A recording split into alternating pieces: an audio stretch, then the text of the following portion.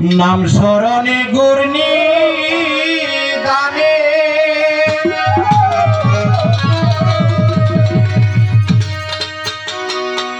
দয়া ভিক্ষা চাই ও গো এলাহি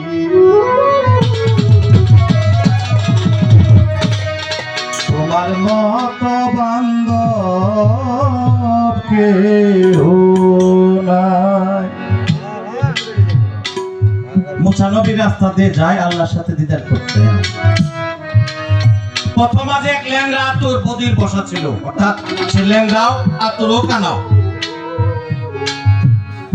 কানা লোকের বাবা গ্রাম শক্তি কিন্তু অত্যাধিক ফাঁকা, গ্রাম সঙ্গে বলে দিতে পারে এটা দল ডাক্তার, এটা সভাপতি, এটা কালাচা বলতে পারে না।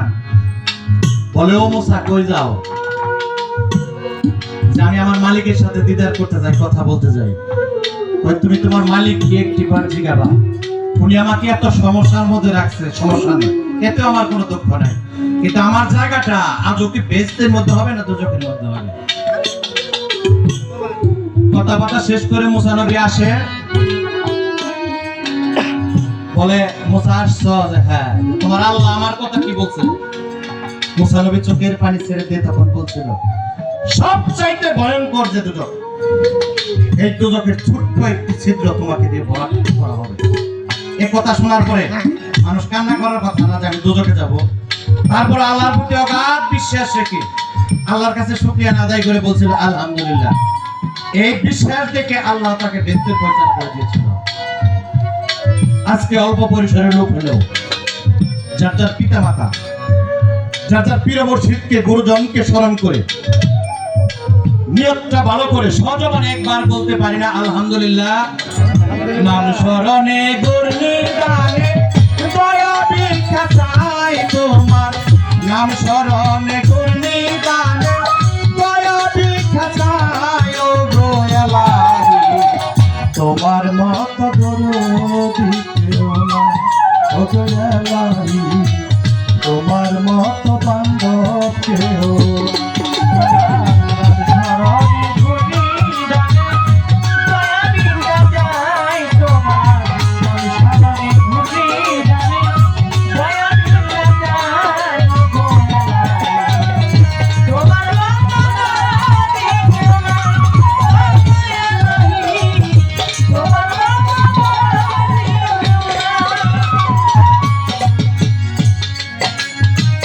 ও গো এলাহি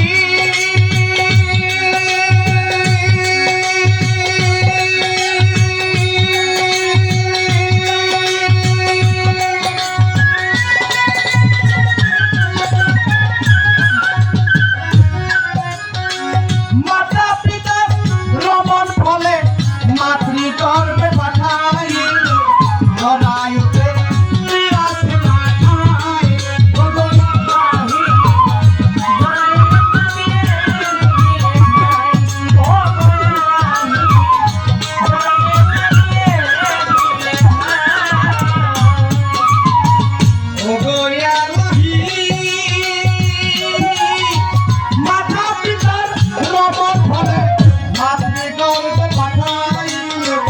জরায়ুতে বিরাছে লাগাই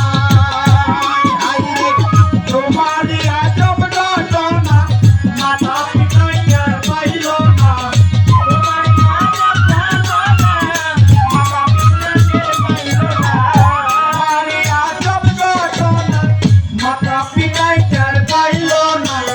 আলে মুলকা কেদে আল্লাহ সাই ও গো এলাহি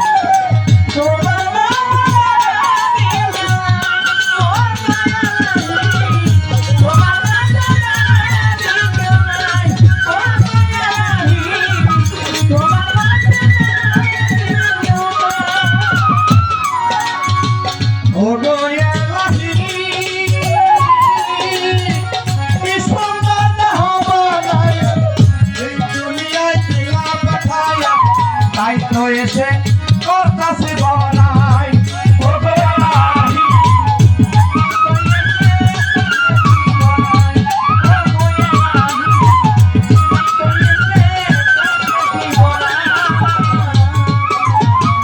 ও গো এলাহি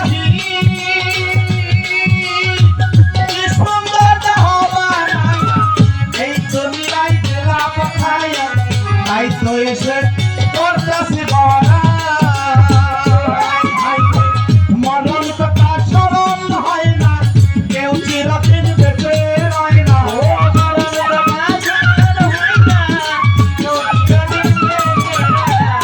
মরণ কথা স্মরণ হয় না কেউ চিরদিন বেঁচে রয় না কোন দিন জানি আমি মরিয়া যাই ও দয়া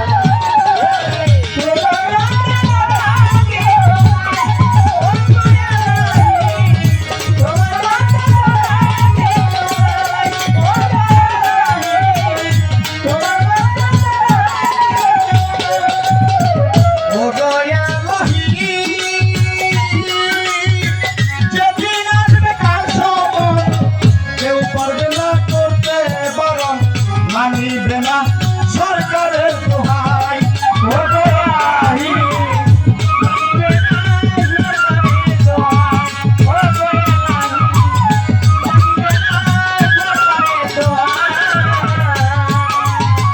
ও দোহাই যেদিন আসবে কার সময় কেউ পারবে না করতে বরণ মানিবে না ক্ষমতা